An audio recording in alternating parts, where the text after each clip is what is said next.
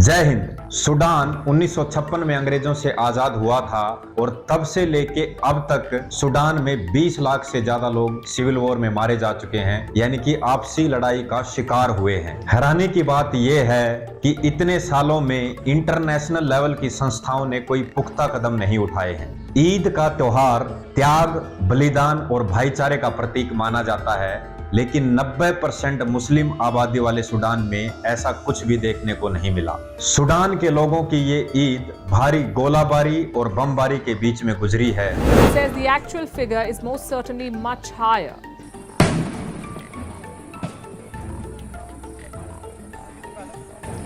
Tearing apart the African nation.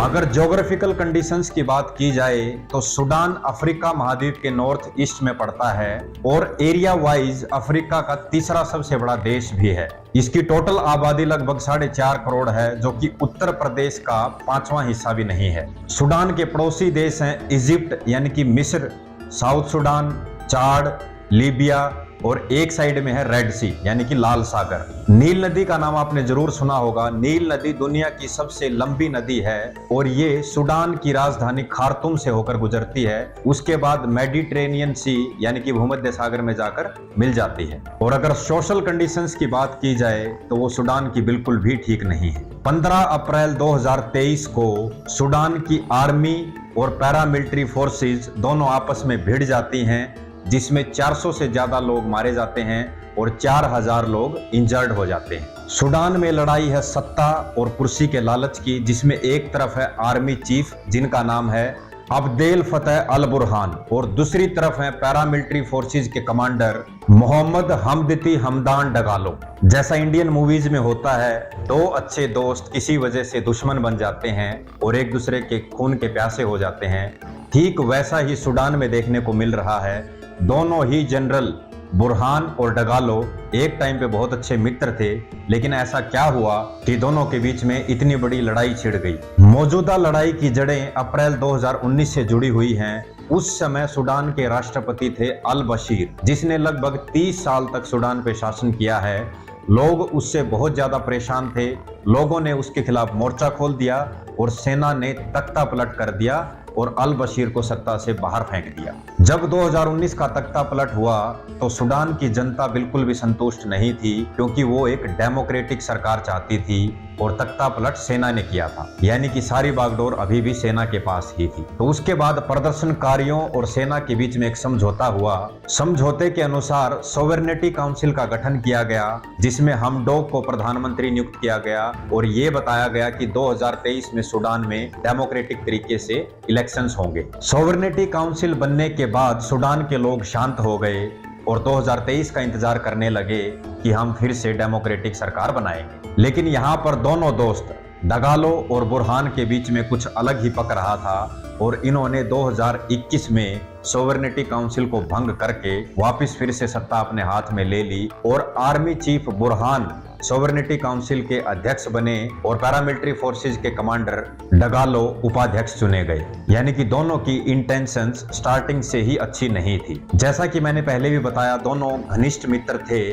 तो दोनों के बीच में ऐसे क्या कारण थे कि जिसकी वजह से आम जनता मर रही है? न्यूज एजेंसी के मुताबिक मनमुटाव का पहला रीजन है आने वाले समय में जो चुनाव होने हैं उसको लेकर एक राय ना बनना, और दूसरा सबसे बड़ा रीजन माना जा रहा है कि आर्मी ने एक प्रस्ताव रखा कि जितने भी पैरामिलिट्री फोर्सेज हैं उसको आर्मी के अंडर ले आते हैं। इससे डगालो के मन में शंका आ जाती है कि अगर सारी फोर्सेज को इकट्ठा कर दिया जाएगा तो उसका चीफ कौन बनेगा। तो दोनों के बीच मनमुटाव का ये भी एक बड़ा कारण है। बीबीसी की एक रिपोर्ट के मुताबिक जनरल डगालो ने ये एडमिट किया है कि 2021 में जो तख्ता पलट किया था वो हमारी सबसे बड़ी भूल थी और दोनों के बीच में ब्लेम गेम चल रहा है। दोनों ही फोर्सेज का रिकॉर्ड बेहद खराब है। पैरामिलिट्री फोर्सेज का गठन 2013 में हुआ था और तब से लेके अब तक इनके ऊपर मानवाधिकार के कई उल्लंघन के आरोप हैं। पैरामिलिट्री फोर्सेज ने 2019 में जीनोसाइड किया था, यानी कि नरसंहार। 120 से ज्यादा लोग मारे गए थे और आर्मी का रिकॉर्ड भी कोई ज्यादा अच्छा नहीं रहा है। उनके ऊपर भी जीनोसाइड के आरोप लगते रहे, यानी कि दोनों ही फोर्सेज आम जनता के ऊपर बर्बरता करने के मामले में एक दूसरे के बराबर है। 10, 20, 30 लोग तो यूं ही मार देती हैं फोर्सेज, उनको कोई फर्क नहीं पड़ता और वहां के लोगों को भी कोई फर्क नहीं पड़ता, क्योंकि वो इतनी ज्यादा डेथ्स देख चुके हैं कि 10-20 को वो आंकड़ा ही नहीं मानते। रेप, मर्डर, एक्सटॉर्शन आर्मी के लिए आम बात है।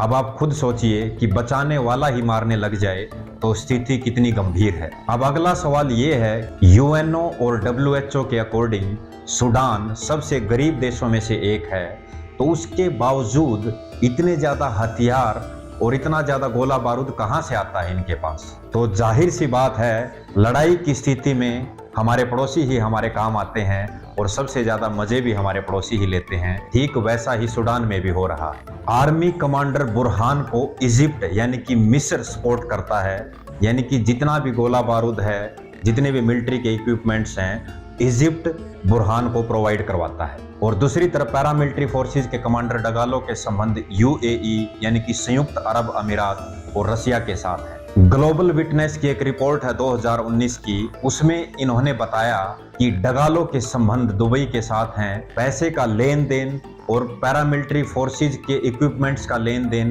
दुबई के साथ होता है। और आग में घी डालने का काम करता है वैगनर ग्रुप, जो कि रसिया का पैरामिलिट्री ऑर्गेनाइजेशन है। 2019 के तख्ता पलट होने से पहले 2018 में डगालो ने रसिया विजिट किया था और रसिया के वैगनर ग्रुप ने डगालो को सपोर्ट किया। वैगनर ग्रुप की नजर सूडान के गोल्ड माइंस और पेट्रोल पर है। वैगनर ग्रुप अपनी नटोरियस एक्टिविटी के लिए जाना जाता है और इनकी एक्टिविटी हम सीरिया और लीबिया में भी देख चुके हैं। सूडान की गवर्नमेंट ऐसे एलिगेशंस को डिनाई करती रही है, लेकिन ये उजागर हो चुका है कि बाहरी देशों का इन्फ्लुएंस सूडान के ऊपर बहुत ज्यादा है और उसकी वजह से वहां का आम नागरिक इतनी परेशानी उठा रहा है। सूडान की ज्योग्राफिकल और सोशल कंडीशन मैं आपको बता चुका हूं, और अगर हिस्ट्री की बात की जाए, सूडान के ऐसे हालात एक दिन में नहीं बने हैं। सूडान 1956 में आजाद हुआ था और आजादी के इतने वर्षों में 6 बार आर्मी ने तख्ता पलट किया है और 3 बार गृह युद्ध हो चुका है। चौथी बार का गृह युद्ध अभी शुरू हुआ है। और सूडान के गृह युद्ध 1, 2, 3 महीना नहीं चलते, बल्कि कई वर्षों तक चलते रहते हैं। और हैरानी की बात यह है, 20 लाख लोगों की जान चली गई, उसके बाद भी इंटरनेशनल ऑर्गेनाइजेशंस ने ह्यूमैनिटेरियन ग्राउंड पे कोई एक्शन नहीं लिया। अगर आर्मी के तख्ता पलट की बात की जाए तो 1958, 1969, 1985, 1989, 2019 और 2021, ये 6 बार आर्मी ने सूडान में तख्ता पलट किया है। जब सूडान आजाद हुआ तो नॉर्थ सूडान के अंदर मुस्लिम ज्यादा थे, साउथ सूडान के अंदर क्रिश्चियन ज्यादा थे। जो साउथ सूडान है वो स्टार्टिंग से ही एक डिमांड कर रहा था कि हमें अलग कंट्री बनाया जाए। तो 1955 में गृह युद्ध शुरू हुआ और ये युद्ध 1972 तक चला। 1972 में एक पीसफुल अग्रीमेंट हुआ जिसमें साउथ के लोगों को ज्यादा ऑटोनॉमी दी गई, फ्रीडम दी गई और उनको बताया गया कि मुस्लिम लॉ आपके ऊपर इम्पोज नहीं किए जाएंगे। 1972 तक चले इस गृह युद्ध को अनन्या रिबेलियन भी बोला जाता है और बड़ी मुश्किल से इस गृह युद्ध को खत्म किया गया था। जो पीसफुल एग्रीमेंट हुआ था वो 1982 में तोड़ दिया गया और 1983 में दूसरा सूडानी सिविल वॉर स्टार्ट हुआ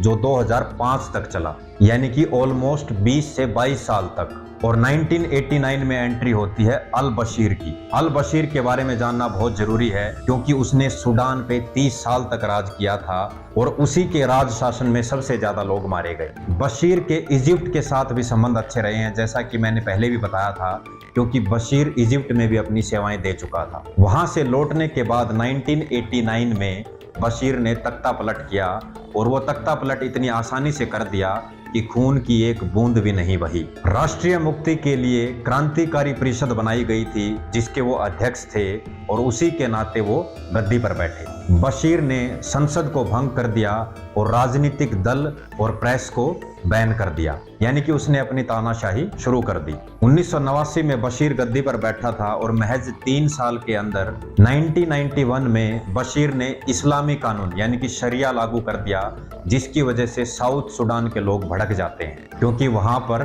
क्रिश्चियंस की मेजोरिटी थी। 1993 में क्रांतिकारी परिषद को भी बशीर ने भंग कर दिया, जिसके तहत वो गद्दी पर बैठा था। और उसके बाद 1996 में बशीर आधिकारिक तौर पर सूडान के राष्ट्रपति बने और 2019 तक अपने अकॉर्डिंग पूरे सूडान पर शासन किया। बशीर के सामने सबसे बड़ी चुनौती साउथ सूडान के लोग थे।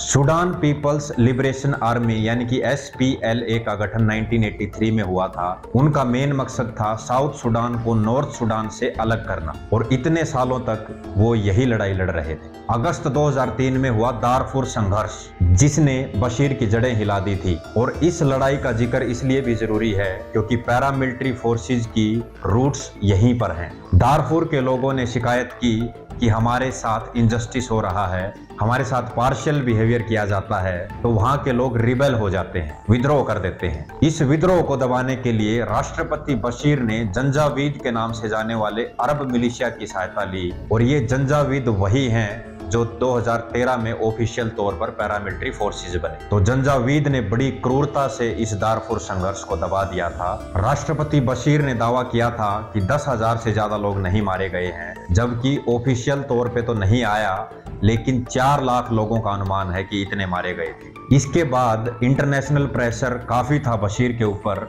और SPLA का संघर्ष भी जारी था, तो मजबूर होके 2005 में एक शांति समझौता हुआ साउथ सूडान के साथ राष्ट्रपति बशीर का, जिसके तहत 2011 में south Sudan Republic of Sudan से अलग हो गया। अलग होने के बाद भी साउथ सूडान में शांति नहीं थी और 2013 से 2020 तक वहां भी सिविल वॉर चलता रहा और रिपब्लिक ऑफ सूडान पे राष्ट्रपति बशीर का शासन 2019 तक चलता रहा, जब तक सेना ने तख्ता पलट नहीं किया। रिपब्लिक ऑफ सूडान गरीबी के साथ साथ लीस्ट डेवलप्ड कंट्री भी है। सूडान की GDP 75% एग्रीकल्चर पर डिपेंड करती है और थोड़ा बहुत पैसा सूडान को तेल के एक्सपोर्ट से मिलता है। WHO ने किसी सॉल्यूशन की उम्मीद तो नहीं जताई है, हाँ, लेकिन इनकी उम्मीद इतनी जरूर है कि अभी और ज्यादा लोग मरेंगे। राजधानी खार्तूम में सिर्फ 16% लोगों के पास बेसिक फैसिलिटीज हैं, बाकी लोग खाने पीने के लिए इधर उधर भाग रहे हैं। सूडान का पड़ोसी देश है चाड,